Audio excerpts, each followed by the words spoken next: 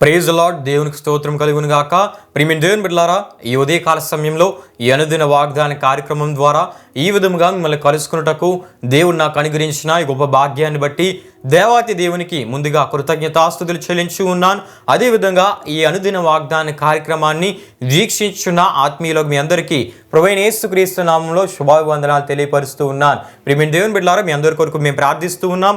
మా కొరకు, మా పరిచయ కొరకు మీ ప్రార్థనలో జ్ఞాపకం చేసుకునవలసిందిగా ప్రభువైన యేసుక్రీస్తు నామంలో మీ అందరినీ కోరుచూ ఉన్నాను. ప్రియమైన దేవుని బిడ్డలారా, ఈ దినము ప్రభు మీకు ఇచ్చు వాగ్దానము నిర్గమకాండం 33వ అధ్యాయం 19వ వచనమునై ఉన్నది. ఆ వాగ్దాన వచనాన్ని నేను మీ కొరకు చదువుచూ ఉన్నాను. ప్రార్థనాపూర్వకంగా ఆలకించవలసిందిగా ప్రభువైన యేసుక్రీస్తు నామంలో మీ అందరినీ కోరుచూ ఉన్నాను. ఆ వాగ్దాన వచనము ఈ విధంగా రాయబడి ఉన్నది. ఆయన నా మంచితనమంతయు నీ ఎదుట కనపరిచెదను. హల్లెలూయా, హల్లెలూయా. ప్రియమైన దేవుని బిడ్డలారా, ఈ వాగ్దాన దీవెనను దేవుడు ఎవరికి ఇచ్చుచున్నారంటే, ఈ వాగ్దానమును ఆనాడు దేవుడు ఇశ్రాయేలులకు మొట్టమొదటి నాయకుడు, దేవునికి అతి నమ్మకస్తుడు, దేవుని ఆత్మతో మమేకమైన, దేవునితో ముఖాముఖిగా మాట్లాడిన వ్యక్తిగా పిలువబడిన మోషేకు దేవుడిచ్చిన వాగ్దాన వచనంగా మనం చూస్తూ ఉంటాం. అయితే ప్రియమైన దేవుని బిడ్డలారా, సందర్భాన్ని ఒకసారి మనం జ్ఞాపకం చేసుకున్నట్లయితే, ఈ నిర్గమకాండం 33వ అధ్యాయం 1 నుండి 19 వరకు రాయబడిన ఆ వాక్య వచనాల సందర్భాన్ని మనం జ్ఞాపకం చేసుకున్నట్లయితే, దేవుడు మోషేతో నీవు ఐగుప్తు దేశం నుండి తోడుకొని వచ్చిన ప్రజలను బయలుదేరి నేను అబ్రహాము, ఇస్సాకు, యాకోబులతో ప్రమాణం చేసిన పాలు తేనెలు ప్రవహించే దేశమునకు లేచి మీరు వెళ్ళండి అని తెలియజేస్తూ, ఇశ్రాయేలీయులు లోబడనొల్లని ప్రజలుగా ఉన్నారు గనుక వాగ్దాన భూమికి వెళ్ళే మార్గంలో నా స్థానంలో ఒక దేవదూతను నేను పంపుతాను, నేను రాను కానీ నా స్థానంలో ఒక దేవదూతను పంపిస్తానని దేవుడు తెలియజేస్తారు. అయితే మోషే దీనికి అంగీకరించక, ప్రియమైన దేవుని బిడ్డలారా, దేవా నీవు ఎలా అయినా మాతో రావాలి, నీ సన్నిధి ఉంటేనే మేము వెళ్ళే ప్రయత్నం సఫలపరచబడుతుంది, మేము క్షేమంగా చేరుకోగలం, మా ప్రయాణ మార్గాల్లో అన్నింటిలో కూడా క్షేమం ఎప్పుడు ఉంటుందంటే నీవు మాతో ఉంటేనే, నీ సన్నిధి మాతో ఉంటేనే మేము వెళ్తామని మోషే దేవుని బ్రతిమలాడుతూ దేవుణ్ణి వేడుకున్నట్లు అక్కడ మనం చూస్తూ ఉంటాం. మోషే చేసిన అతి తీవ్రమైన ప్రార్థనకు జవాబుగా దేవుడు తన ప్రణాళికను మార్చుకొని మోషే విజ్ఞాపనను అంగీకరించి తన సన్నిధి ఇశ్రాయేలులను అనుసరించి వెళ్ళడానికి ఆయన అంగీకరించాడు. హల్లెలూయా, హల్లెలూయా. మోషే దేవుని సన్నిధి రావాలని ఆయన వేడుకున్నప్పుడు దేవుడు నేను వస్తాను, నా సన్నిధి మీకు తోడుగా వస్తుందని దేవుడు తెలియపరుస్తూ, ప్రియమైన దేవుని బిడ్డలారా, మోషే విజ్ఞాపనను అంగీకరించి ఇశ్రాయేలుతో ఆయన సన్నిధిని ఉంచినట్లు మనం చూస్తూ ఉంటాం. అయితే ఇటువంటి మాటల ఈ సందర్భంలోనే దేవునితో సంభాషిస్తూ, దేవునితో సహవాసం చేస్తున్న ఈ మాటల సంభాషణలోనే మోషే దేవుణ్ణి, ప్రియమైన దేవుని బిడ్డలారా, నీ మహిమను నాకు చూపమని అడిగిన సందర్భంలో దేవుడు నా మంచితనం అంతయు నీకు కనపరిచేదనని వాగ్దానం ఇచ్చినట్లు మనం చూస్తూ ఉంటాం. హల్లెలూయా, హల్లెలూయా.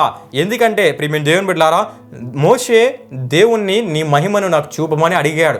అయితే ప్రియమైన దేవుని బిడ్డలారా, దేవుని ముఖమును, దేవుని మహిమా స్వరూపమును చూచిన ఏ నరుడు బ్రతుకలేడు గనుక దేవుడు నా మంచితనం అంతయు నీ ఎదుట కనపరచుదునని దేవుడు మోషేకు వాగ్దానం ఇచ్చినట్లు మనం చూస్తాం. హల్లెలూయా, హల్లెలూయా. అయితే ప్రియమైన దేవుని బిడ్డలారా, దేవుని మంచితనము కూడా దేవుని మహిమలో ఒక భాగమే, దేవుని మహిమలో భాగమే ఆయన మంచితనమై ఉన్నది. ప్రియమైన దేవుని బిడ్డలారా, ఆయన మంచితనమును గురించి మనం చూస్తే, ఆయన మంచితనం అంటే ఆయన గుణలక్షణములై ఉన్నాయి. అనగా ఆయన ప్రేమ, ఆయన కృప, ఆయన కనికరము, ఆయన పరిశుద్ధత, ఆయన నమ్మదగిన తత్వము, ఆయన నీతి, న్యాయం, ఆయన దయ, ఆయన దాక్షిణ్యం, ఆయన దీర్ఘశాంతం, ఇవన్నీ కూడా ఆయన మంచితనంలో ఉండే గుణలక్షణాలు ఉన్నాయి. ఇవన్నిటినీ నీ ఎదుట కనుపరుస్తానని దేవుడు మోషేకు వాగ్దానం ఇచ్చినట్లు మనం చూస్తాం. హల్లెలూయా, హల్లెలూయా. అదే రీతిగా ప్రియమైన దేవుని బిడ్డలారా, మోషే తన జీవితం అంతా కూడా దేవుని మంచితనాన్ని అనుభవించాడు. ప్రియమైన దేవుని బిడ్డలారా, దేవుని మంచితనం ద్వారా కలిగే మేలులను మోషే తన జీవిత కాలం అంతా అనుభవించిన వ్యక్తిగా మనం చూస్తూ ఉంటాం. మంచితనంలో ఉన్న ప్రతి ఆశీర్వాదాలని మోషే పొందుకున్నట్లు కూడా మనం చూస్తూ ఉంటాం. దేవుని మంచితనాన్ని అనుభవిస్తూ ఇశ్రాయేలులో ఒక అత్యుత్తమైన, ఒక ఉన్నతమైన, అద్భుతమైన నాయకునిగా మోషే ఎదిగినట్లు మనం చూస్తూ ఉంటాం. హల్లెలూయా, హల్లెలూయా. అయితే ప్రియమైన దేవుని బిడ్డలారా, మోషేకు దేవుడు ఇటువంటి గొప్ప వాగ్దాన దీవెనను ఇవ్వడానికి గల కారణాన్ని మనం చూస్తే, మోషే ఎటువంటి ఆశ కలిగి ఉన్నాడంటే, మోషే ఆశ లోకం మీద లేదు. మోషే ఆశ ధనం మీద లేదు.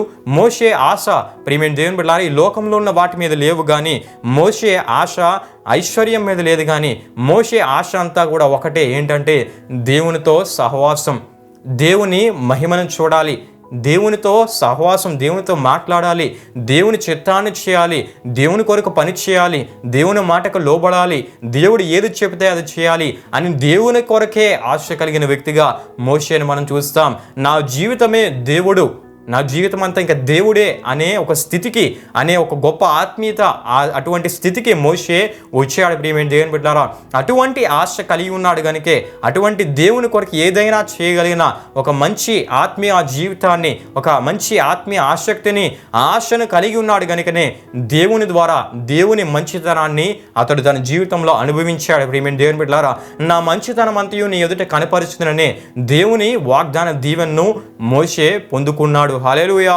హల్లెలూయా. ప్రియమైన దేవుని బిడ్డలారా, మన జీవితాల్లో కూడా ఇటువంటి వాగ్దాన దీవెనను మనం పొందుకోవాలంటే ఈ ఉదయకాల సమయంలో దేవుడు మనతో మాట్లాడుతూ ఉన్నాడు. మనం ఎటువంటి ఆశను కలిగి ఉండాలంటే మోషే వలె దేవుని కొరకైన ఆశను మనం కలిగి ఉండాలి. దేవుని పని కొరకు ఆశ కలిగి ఉండాలి. దేవుని కొరకు పరిశుద్ధంగా జీవించే ఆశ కలిగి ఉండాలి. దేవుని కొరకు దేవుణ్ణి మహిమపరిచే ఆశను మనం కలిగి ఉండాలి. దేవుని కొరకైన ఆశ ఎప్పుడైతే మన జీవితంలో ఉంటుందో, నా జీవితం అంతా ఇంకా దేవుని కొరకే, దేవుడు ఏది చెప్తే అదే, దేవునికి విధేయత చూపించడమే నా జీవితం అని ఎవరైతే ఇటువంటి ఆశను కలిగి ఉంటారో, ఇటువంటి అపేక్షను కలిగి ఉంటారో, వారు దేవుని మంచితనాన్ని రుచి చూస్తారు. ప్రియమైన దేవుని బిడ్డలారా, దేవుని మంచితనంలో ఉన్న ప్రతి మేలును, ప్రతి ఆశీర్వాదాన్ని, ప్రతి దీవెనను వారే పొందుకోగలరు. హల్లెలూయా, హల్లెలూయా. గనుక ప్రియమైన దేవుని బిడ్డలారా, ఈ ఉదయకాల సమయంలో దేవుడు మనతో మాట్లాడుతూ, నీవెటువంటి ఆశను కలిగి ఉంటావో దాని మీదే నీ ఆశీర్వాదం ఆధారపడి ఉందని దేవుడు మాట్లాడుతున్నాడు. మోషే వలె దేవుని కొరకైన ఆశను మనం కలిగి ఉంటే, దేవుని చిత్తాన్ని చేయట కొరకైన ఆశను మనం కలిగి ఉంటే, దేవుని మంచితనంలో ఉన్న ప్రతి దీవెనను, ప్రతి ఆశీర్వాదాన్ని మనం పొందుకోగలం. ప్రియమైన దేవుని బిడ్డలారా, ఇది ఎంత గొప్ప వాగ్దాన దీవెన అంటే, ప్రియమైన దేవుని బిడ్డలారా, ఒకసారి మనం ఆలోచిస్తే, ఒక మనిషి ఒక మంచి పని చేస్తే, ఒక మేలు చేస్తే ఎంత మంచివాడు అని చాలామంది పొగుడుతూ ఉంటారు. అటువంటిది ఆ మంచికి మూలమైన దేవుని మంచితనాన్ని అనుభవించడము, దేవుని మంచితనంలో ఉన్న మేలులను, ఆశీర్వాదములను, దేవుని మంచితనాన్ని రుచి చూడడం అంటే ఇది ఎంతో అద్భుతమైన వాగ్దాన దీవెన. ఇటువంటి అద్భుతమైన వాగ్దాన దీవెనలను మన జీవితాల్లో దేవుని ద్వారా మనం పొందుకోవాలంటే మోషే వలె దేవుని కొరకు ఎప్పుడైతే మనం ఆశ కలిగి ఉంటామో, దేవుని పని కొరకైన ఆశ ఎప్పుడైతే మనలో ఉంటుందో, దేవుని కొరకే అనే అటువంటి ఆత్మీయతకి ఎప్పుడైతే మనం వస్తామో దేవుని మంచితనాన్ని మనం అనుభవిస్తాం. దేవుని మంచితనం ద్వారా కలిగే ప్రతి దీవెనను మనం పొందుకుంటాం.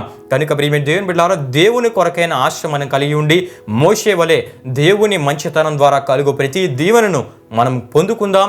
దేవుడు మాట్లాడుతూ ఉన్నాడు, నా మంచితనం అంతా కూడా మీ ఎదుట కనుపరుస్తానని. కాబట్టి అటువంటి వాగ్దాన దీవెనలతో మన ఆత్మీయ జీవితంలో మనం ముందుకు వెళ్ళిపోదాం. దేవుని కొరకైన ఆశను మనం కలిగి దేవుని మంచితనం ద్వారా కలుగు ప్రతి మేలును మనమందరం పొందుకుందుముగాక. ఆమేన్. ప్రియమైన దేవుని బిడ్డలారా, ఈ వాగ్దాన కార్యక్రమాన్ని ముగింపు ప్రార్థనతో మనం ముగించుకుందాం. ఈ ప్రార్థనలో నాతో పాటు అందరూ కలిసి ఏకీభవించవలసిందిగా ప్రభువైన యేసుక్రీస్తు నామములో మీ అందరినీ కోరుచూ ఉన్నాను. ప్రార్థన చేసుకుందాం.